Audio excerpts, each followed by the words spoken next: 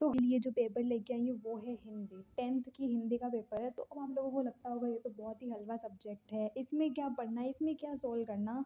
लेकिन बहुत बार हिंदी में भी बहुत बच्चों के कम नंबर आते हैं, फेल तो कोई नहीं होता है बट स्टिल, क्योंकि अगर आप लोगों को टॉप करना है, अच्छे परसेंटेज लाने 10th में, तो हर सब्जेक्ट पे फोकस करना है। तो बच्चे क्या करते हैं, साइंस मैथ पे फोकस करते हैं और जो हिंदी है उसको छोड़ देते हैं, और हिंदी को तो बहुत ही हल्के में रहते हैं, तो वो नहीं लेना है। तो यहाँ पे भी सेम प्रोसेस है कि कौन से आपके एमसीक्यू आएंगे, फिर इन द ब्लैंक आएंगे। तो ये आप लोग देख लेना, you guys can take screenshot. फिर आपको जो आपकी जो पहली बुक है श्रुतेज, जो है 18 नंबर की होगी। श्रुतेज मतलब जो गद्य और पद्य, जो गद्य है वो 18 का होगा, जो पद्य है वो 15 का होगा। और एक और बुक है आपकी छोटी सी कृतिका, तो कृतिका है आपकी 11 की। तो अगर आप चाहो तो इसको स्किप कर सकते हो, अगर फर्स्ट टाइम कोई बच्चा पढ़ रहा है एग्जाम के एक दिन पहले, लेकिन टॉपर होता है आपको सबको अच्छ पढ़ना है। फिर आपकी जो व्याकरण है वो 10 नंबर की है। रचना पत्र जो है आपको पत्र वगैरह लिखने वो 4 नंबर के हैं। जो निबंध है वो 6 नंबर का है। और जो सशक्तिकरण है वो 4 के हैं। अपरित गद्यांश पद्यांश दोनों ही 6 नंबर के हैं। तो ये तो हर पेपर में आता है। इसमें हम जब पढ़े थे हमें बहुत डाउट होते थे, और स्पेशली उसका जो शीर्षक ढूंढना ये बहुत टिपिकल था। फिर आ जाइए ब्लू प्रिंट। जो ब्लू प्रिंट है इसका आप लोग स्क्रीनशॉट ले सकते हैं कि कौन से में से कितने क्वेश्चंस आ रहे हैं, तो आप उसके अकॉर्डिंग स्क्रीनशॉट ले लो जल्दी। फिर इंस्ट्रक्शंस वगैरह तो आप लोगों को पता ही है, टाइम कितना है वो भी पता ही है। तो सबसे पहले है सेक्शन ए। जो सेक्शन ए है तो उसमें हमारे हैं एमसीक्यूज। तो पहला एमसीक्यू है भौगोलिक शब्द में कौन सा प्रत्यय है, तो इसमें है इक प्रत्यय। सेकंड है निराकर शब्द किस उपसर्ग से बना है, तो ये बना है निर उपसर्ग से। व्यक्ति जो पेट भरा और तन ढका होने पर भी सो नहीं पाता है, तो कौन सा है, वो संस्कृत व्यक्ति। निम्नलिखित में से कौन सी रचना मनु भंडारी की नहीं है, तो इसके लिए आपको मनु भंडारी की सारी रचना पता होना चाहिए। तो मनु भंडारी की रचना कौन सी नहीं है, झूठा सच। लेखक ने बाल गोबिंद की संगीत साधना का चरमोत्कर्ष किस दिन देखा, तो वो देखा था पुत्र की मृत्यु पर। फिर है आपका गोपियों द्वारा उद्धव को अंत में कौन सा धर्म याद दिलाया जाना प्रदर्शित किया है, तो वो है राजधर्म। फिर है अट नहीं रही है कविता में किस मास की मादकता का वर्णन किया गया, तो इसमें फागुन मास की मादकता का वर्णन किया गया है। संगीतकार का कार्य क्या होता है, मुख्य गायक के साथ स्वर मिलाकर उसके स्वर को बल प्रदान करना। भोलानाथ एवं उसके दोस्तों की कौन सी शरारत महंगी पड़ी, तो चूल्हे के बिल में पानी डालना उनको महंगा पड़ चुका था। मैं क्यों लिखता हूँ, पाठ के आधार पर बताइए कि आलसी लोग किस दबाव के बिना नहीं लिख पाते, तो बाहरी दबाव के बिना वो कभी लिख नहीं पाते हैं। और नेक्स्ट है साना साना हाथ जोड़ी। तो जब हम लोग छोटे थे तो हमें लगता था छोटे छोटे हाथों से प्रणाम करना है, लेकिन ऐसा कुछ नहीं है। तो साना साना हाथ जोड़ी पाठ की लेखिका गंतोक में सुबह आँख खुलते ही बालकनी से क्यों दौड़ी, तो कंचनजंगा देखने के लिए वो दौड़ी थी। त्रिमोमाया सेंधे मलाई सताउच पंक्ति का तात्पर्य क्या है, मतलब तुम्हारा प्यार मुझे सदैव याद रहता है। तो अब आ चुका है आपका गद्यांश, जो कि 6 नंबर का है। 3 एमसीक्यू आ चुके हैं और 3 इसके नॉर्मल क्वेश्चन है। तो आपको ये पढ़ना है, उसके आधार पे आपको बताना है। तो मैं आपको सिर्फ आंसर बताने वाली हूँ। तो भारत के राष्ट्रीय आदर्श कौन है, तो भारत के राष्ट्रीय आदर्श है त्याग और सेवा। तो इसी पहली लाइन में लिखा हुआ है, तो आपको मिल गया त्याग और सेवा। दूसरों के लिए सोचने से हृदय में किस प्रकार का बल आता है, तो कैसा बल आता है, सिंह सा बल आता है। ठीक है। फिर आता है स्वार्थी शब्द का विपरीतार्थ शब्द गद्यांश में छाट कर छाटे। स्वार्थी का मतलब क्या होता है, उसका अपोजिट होता है निस्वार्थ।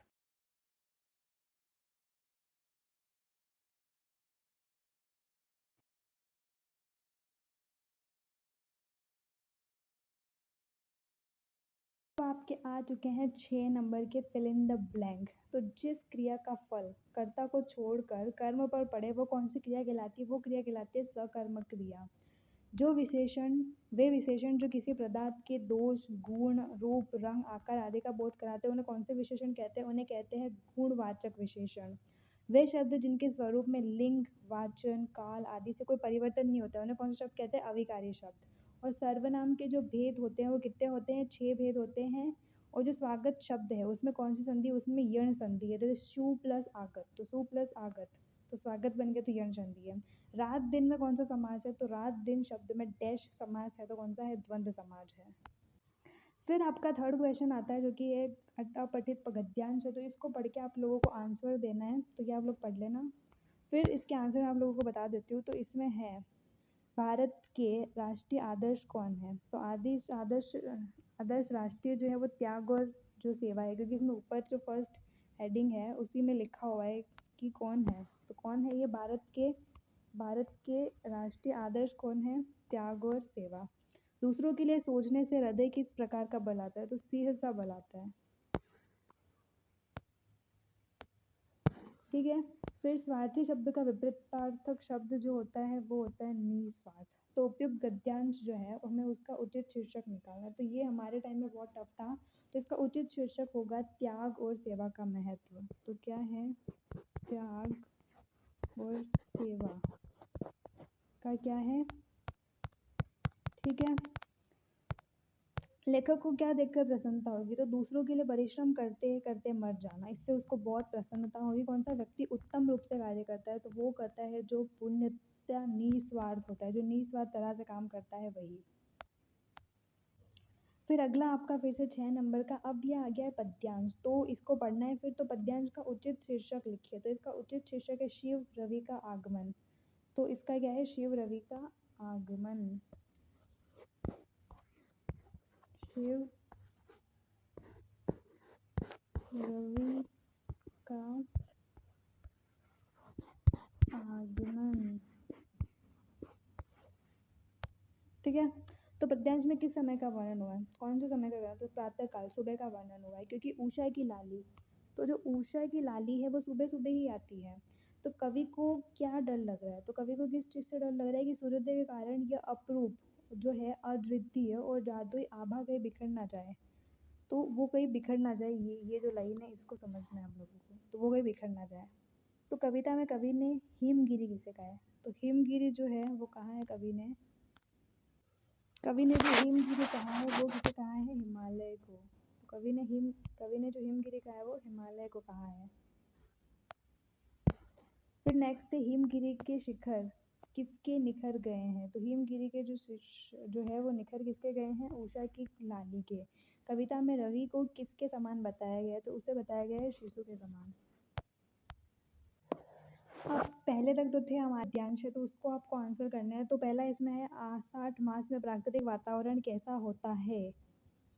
तो ये आपको पढ़ना है। वैसे मैंने पढ़ा ही हुआ है चैप्टर्स, तो वो आप निकाल लोगे आंसर। और आषाढ़ की रिमझिम में गांव के लोग क्या कहते हैं? और है किसके संगीत के स्वर की तरंग स्वर्ग और की ओर एवं लोगों कानों की ओर। इसके अथवा में है, लेकिन दोनों में से एक ही करना है। ठीक है। तो ये भी आप लोग देख लेना। फिर पठित पद्यांश आ चुका है, तो इसके भी आंसर है, आप स्क्रीनशॉट ले लो। ठीक है। तो पार्ट बी जो सेक्शन बी है वो आ चुका है, तो जिसमें आपको लघुचात्मक 40 शब्दों में, यानी कि मुश्किल से 2 नंबर का है, तो आप किसके लिए 4 से 5 लाइनें लिख सकते हो। तो 7 क्वेश्चन है हालदार साहब ने कैप्टन चश्मे वाले को सामने खड़ा देखते ही क्या प्रतिक्रिया व्यक्त की? तो इसको नेताजी का जो चश्मा चैप्टर है उसके आधार पे आपको लिखना है कि उसने आखिर क्या प्रतिक्रिया व्यक्त की। ठीक है। फिर आप इसको 5 लाइनों में लिख सकते हो, 5 से 6 लाइनों में, लेकिन 4 लाइनें तो लिखना ही लिखना, बट 4 से कम नहीं होनी चाहिए, तभी आपको 2 नंबर पूरे मिलेंगे। फिर आता है 8वां क्वेश्चन, जिसमें लिखा हुआ है कि लखनवी अंदाज कहानी में लेखक ने पतनशील सामंती वर्ग पर कटाक्ष किया है। कथन को उदाहरण से, मतलब उसने कैसे कटाक्ष किया है, और आपके अकॉर्डिंग जो आप आपके अनुसार क्या उदाहरण दे सकते हो। फिर 9वां क्वेश्चन है बिस्मिल्लाह खान को शहनाई की मंगल ध्वनि का नायक क्यों कहा गया है? नौबत खाने में इबादत जो, और सबसे बढ़िया बात क्या है पता है? ये लोग आपको जो चैप्टर्स हैं उनके नाम भी साथ में दे रहे हैं, तो क्या पता कि आपको प्रश्न समझ में ना आए, तो आप उस चैप्टर के अकॉर्डिंग आप इसको अच्छे से एक्सप्लेन कर सकते हो। फिर आता है 10वां क्वेश्चन राम लक्ष्मण परशुराम संवाद काव्यांश के आधार पर वीर योद्धा। तो एक वीर योद्धा के अंदर क्या क्या विशेषताएं होनी चाहिए वो आप इसके अनुसार लिख सकते हो। तो आप 3 से 4 विशेषता बता सकते हो। तो इसको लिखना है कि इस संवाद के अनुसार एक वीर योद्धा की विशेषताएं इस प्रकार होनी चाहिए, 1 ये, 2 ये, 3 ये, 4 ये, खत्म के 2 नंबर कहीं नहीं जाने वाले हैं। और अगर 2 विशेषताएं बता रहे हो तो भी ठीक है, बट 3-4 बता दोगे तो बहुत अच्छी बात है। 11वां क्वेश्चन है आत्मकथा सुनने। हाँ, तो आत्मकथा सुनने का भी समय नहीं है, कवि ने ऐसा क्यों कहा? आत्मकथा काव्यांश के आधार बताइए कि सुनने का समय क्यों नहीं है, उसके अनुसार क्यों समय नहीं है। फिर है 12वां दंतुरित मुस्कान मृतक में भी जान डालने में समर्थ होती है। तो एक छोटे बच्चे की मुस्कान एक जो मरा हुआ इंसान है उसमें जान डाल देती है, तो कैसे डालती है वो आपको बताना है। तो 4 से 5 लाइनों में आप इसको ख़त्म कर सकते हो। तो आपको लिखना है कि दंतुरित मुस्कान के अनुसार जान डालने में समर्थ होती है, क्योंकि ऐसा वैसा वैसा जो भी है।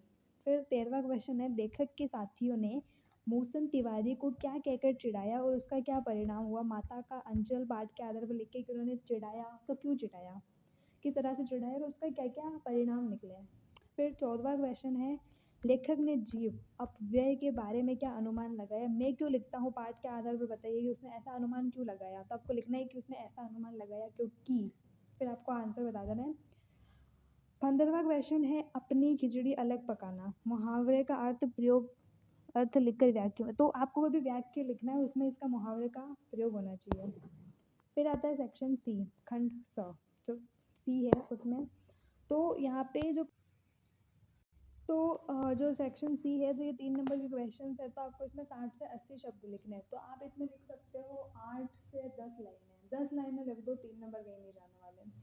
और सबसे बढ़िया चीज़ है कि इसमें आपके पास ऑप्शंस है, लाइक अगर आपको पहला जो है समझ नहीं अच्छा नहीं लग रहा है तो आप दूसरे पे जा सकते हो, दूसरा नहीं लग रहा है तो पहले पे जा सकते हो। जो आपको अच्छे से आ रहा हो आपको वो करना है। लाइक ऐसा है कि एक जो है वो आधा आ रहा है लेकिन एक उससे ज़्यादा आ रहा है, तो जो ज़्यादा आ रहा है आपको वो अटेम्प्ट करना है ताकि आपके 3 नंबर नहीं तो 2.5 नंबर तो आ ही जाए। तो क्वेश्चन नंबर 16 है, नेताजी का चश्मा पाठ के आधार पर वो लंगड़ा क्या जाएगा फौज में, पागल या पागल? तो इस पंक्ति का नेताजी के प्रति पान वालों का, जो पान वाले हैं उनका दृष्टिकोण क्या था वो आपको बताना है। फिर इसके अथवा में है, मानव की जो योग्यता उसके आत्मविनाश के साधनों का आविष्कार कराती है, हम उसे उसकी संस्कृति कहें या असंस्कृति, संस्कृति पाठ के आधार पर स्पष्ट कीजिए। तो लाइक मान लो आपको पहला वाला क्वेश्चन जो है वो आपको 8 लाइनों में आ रहा है, मान लो अगर आप लिखना चाहो, और जो ये नीचे वाला है ये आपको 5 लाइनों में से ज़्यादा नहीं आ रहा है, तो आपको जो नेताजी वाला ये अटेम्प्ट करना है, तो आप 9 लाइनें लिखोगे ना, तो कहीं न कहीं शायद वो 3 नंबर पूरे दे दे एग्ज़ामिनर, या फिर 2.5 नंबर तो दे ही देगा। लेकिन आप जो आपको बहुत अच्छे से आ रहा हो ना, मतलब हम अटेम्प्ट करता है तब ये सोच रखनी है कि जो ज़्यादा अच्छा आ रहा हो, जिसको आप बहुत अच्छे से बढ़ा-चढ़ा के लिख सकते हो, तो आपको वही करना है, ठीक है? फिर 17वां क्वेश्चन है, अट नहीं रही है कविता में कवि ने प्रकृति की व्यापकता का वर्णन किस रूप में किया है? तो ये बताना है आपको कि उसने कैसे-कैसे किया है। फिर इसके अथवा में है, किसी भी क्षेत्र में प्रसिद्धि पाने वाले लोगों को उनके लोग तरह-तरह के अपना योगदान देते हैं। संगीतकार जो कविता है उसके आधार पर आपको बताना है कैसे-कैसे योगदान देते हैं। दोनों में से जो आ रहा है वो आप कर सकते हैं। फिर 18वां है, कितना कम लेकर मैं 18वां क्वेश्चन है, कितना कम लेकर मैं समाज को कितना अधिक वापस लौटा देती हूँ। साना-साना हाथ जोड़ी पाठ के आधार पर आपको बताना है कि कैसे करती है वो। फिर इसके अथवा में है, मैं क्यों लिखता हूँ, पाठ के आधार बताइए कि लेखिका को कौन-कौन सी बातें लिखने के लिए प्रेरित करती है। फिर 19वां है, जयशंकर प्रसाद, तो ये जो है वो कवि परिचय है। तो आपको लेखक परिचय और कवि परिचय दोनों आते हैं। तो आपको ये बहुत अच्छे से पढ़ना है, जो प्रीवियस ईयर पेपर्स में रिपीटेड है ना, आपको वो अच्छे से पढ़ लेना है। तो जयशंकर प्रसाद के व्यक्तित्व एवं, तो उनका क्या व्यक्तित्व था, मतलब कब उनका जन्म हुआ, उन्होंने कौन-कौन सी जो है लिखे हैं, तो वो साहित्य क्या-क्या है उनका, वो सारी चीज़ें। इसके अथवा में है, राम वृक्ष बेनीपुरी के व्यक्तित्व पर, तो उनका दोनों में से जो आपको आ रहा हो वो कर लेना। जो जयशंकर प्रसाद है वो तो आपको पढ़ के ही जाना है, उसके अलावा भी बहुत सारे इंपॉर्टेंट्स है तो वो आप देख लेना पीवाईक्यू में, तो उससे पता चल जाएगा। लास्ट लास्ट 2 साल की जो पीवाईक्यू है ना वो देख लेना। अब पार्ट डी जो आता है निबंध, जो हर साल आता है, हम छोटे हैं तब से करते आ रहे हैं। तो निबंध है, तो इस निबंध को आपको 6 नंबर का है, तो आपको 4 से 5, 4 या 5 पेजेस तो आपको भरने ही होते हैं। 5 भरो तो अच्छी बात है, बाकी 4 तो भरना ही, 4 से कम मत जाना। टॉपिक हैं, और सबसे बढ़िया चीज़ क्या है पता है, इन लोगों ने आपको हेडिंग्स वगैरह दे दी कि आपको पहले प्रस्तावना लिखनी है, फ़ोन का बढ़ता, तो बट ये चीज़ अच्छी है, वरना आप लोग खुद बनाते वो चीज़। तो इन्होंने 5 पॉइंट्स दे रखे हैं, उस अकॉर्डिंग जो निबंध आपको बहुत अच्छे से आ रहा है वो लिख सकते हो। देखो पहला है, मोबाइल फ़ोन छात्र के लिए वरदान या अभिशाप, तो इसे प्रस्तावना क्या है, तो मोबाइल फ़ोन के ऊपर आप लिख सकते हो कैसे, मतलब ये अच्छा है, मतलब इसका लाभ क्या-क्या है, मतलब एजुकेशन वगैरह मिल रही है हमें, हम एक दूसरे से बात कर सकते हैं, ये चीज़ है। लेकिन इसके नुकसान भी तो है ना, बहुत सारा मिसयूज़ हो रहा है इसका, फ्रॉड बढ़ते जा रहे हैं, वो सारी चीज़ें तो आप बता सकते हो बहुत अच्छे से। फ़ोन पे तो मैं कह रही हूँ फ़ोन पे लिख देना अगर आए ना फ़ोन पे, क्योंकि फ़ोन के बारे में हम बहुत कनेक्टेड हैं, हम लोग फ़ोन पूरे दिन रात चला ही रहे, तो हम फ़ोन से बहुत ही ज़्यादा बिना फ़ोन के तो हम रह ही नहीं सकते, तो वो आप बहुत अच्छे से बता सकते हो। निबंध को बहुत ही 6-7 पेजों में लिखे होगे अगर मैं कह रही हूँ। फिर है सेकंड है, पर्यावरण संरक्षण और युवा, तो पर्यावरण संरक्षण कैसे होना चाहिए, उसमें युवा का क्या योगदान है, तो इसमें दे रखा है प्रस्तावना, पर्यावरण संरक्षण की समस्या क्या आ रही है, इसका महत्व क्या है, इसके उपाय क्या-क्या हैं और उपसंहार लिखना है। फिर है आत्मनिर्भर भारत, तो अगर मैं होती तो इन तीनों में से मैं तो फर्स्ट वाले अटेम्प्ट करती, क्योंकि फ़ोन से तो हम बहुत जुड़े हुए हैं, तो फ़ोन पे तो जितनी बातें लिख सकते हो ना लिख सकते हो, क्योंकि हमें खुद को पता है। बाकी में तो फिर बहुत सोचना पड़ेगा, लेकिन फ़ोन पे तो हम गाइस बहुत ही ट्रेन है। फिर आता है पत्र। 21 कहता है कि स्वयं को राजकीय उच्च माध्यमिक, तो मतलब ये आप लोगों को पता नहीं है क्या बनवा देते हैं। ठीक है, तो उच्च माध्यमिक विद्यालय अलवर का राकेश कुमार मानते हुए विद्यालय के प्रधानाचार्य को एक शैक्षणिक, मतलब हमें घूमने जाना है सर, इसका आपको पत्र लिखना है। नीचे क्या है, स्वयं को जोधपुरी निवासी कमल मानते हुए अपने छोटे भाई को शिक्षा का महत्व समझाना है आपको। आपको महत्व है या नहीं है, लेकिन यहाँ समझाना, दोनों में से जो भी आ रहा है कर लेना। फिर अवतरण का संक्षिप्तकरण, तो मतलब इसी को आपको एक्सप्लेन करना है, दोनों में से जो आ रहा है ना आप वो एक्सप्लेन कर सकते हो। तो ये था आपका हिंदी का पेपर, जो कि मतलब हम इसको बहुत हल्के में लेते हैं, लेकिन ये बहुत इम्पोर्टेंट है। तो अगर आप लोगों को तो इसका स्क्रीनशॉट वगैरह लेना, बाकी पीडीएफ चाहिए तो कमेंट कर देना, मैं प्रोवाइड करवा दूँगी। तो thank you so much guys for watching this, और अगर नेक्स्ट के सब्जेक्ट पे चाहिए कमेंट कर देना, और बाकी इसकी पीडीएफ चाहिए तो मेरे को कमेंट कर देना, मैं डिस्क्रिप्शन में लिंक प्रोवाइड करवा दूँगी जब आप मांगोगे। तो बाकी ये इसका स्क्रीनशॉट ज़रूर ले लेना जो ब्लू प्रिंट है। So thank you.